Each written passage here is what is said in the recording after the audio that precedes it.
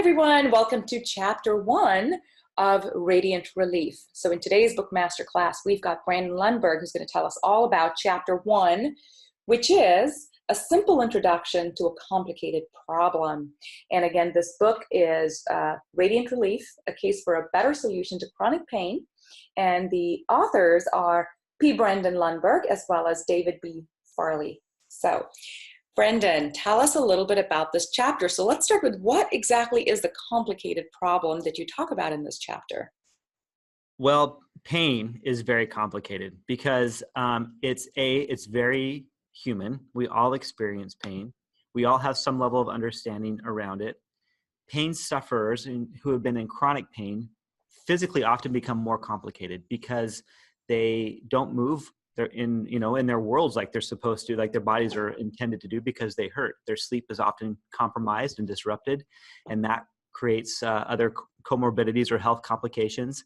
Most of the time, they're prescribed medications which start to compromise digestion and nutritional absorption and elimination of waste, and maybe cognitive impairment. And so there's so many factors that play into the complicated world of a pain sufferer that make them a challenge. And unfortunately, the Western approach of just more drugs, and then drugs to counteract the side effects of the drugs just compound that problem even further, right? So what I wanted to do is recognize that this is, for many people, an exceptionally complicated reality that they're living with and multifactorial, and then begin to plant the seeds that part of our ability to create a better solution to this complicated problem is to start with our thinking. And the opening quote is from the very talented and inspirational Louise Hayes.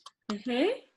It says, "I don't fix problems, I fix my thinking, then problems fix themselves." And I think that's kind of where it starts. It's like let's honor the reality of it, and let's start challenging our thinking a little bit around this. And we're not going to get the same results by thinking the same way. Pain by itself is such a complicated experience because it isn't as simple as it hurts. Yeah. There's a pathology to it.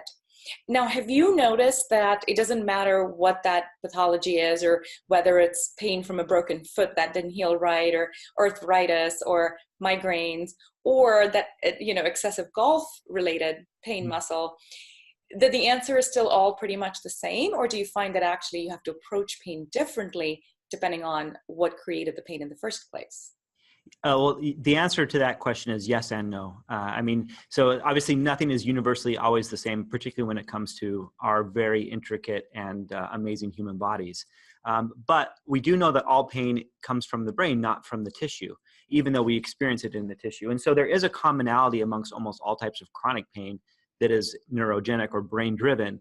And even though we experience it in the tissue, or even though there maybe was a clear injury or trauma or stressor in the tissue that caused it to begin, when it becomes chronic, it really is a problem of the brain. And this is highlighted by, and there's been studies that have shown you can take a high number of people who are asymptomatic. They don't have pain, and you could put them under MRI imaging, and you'll see a fairly high percentage of arthritis, herniated disc, torn meniscus, something like that.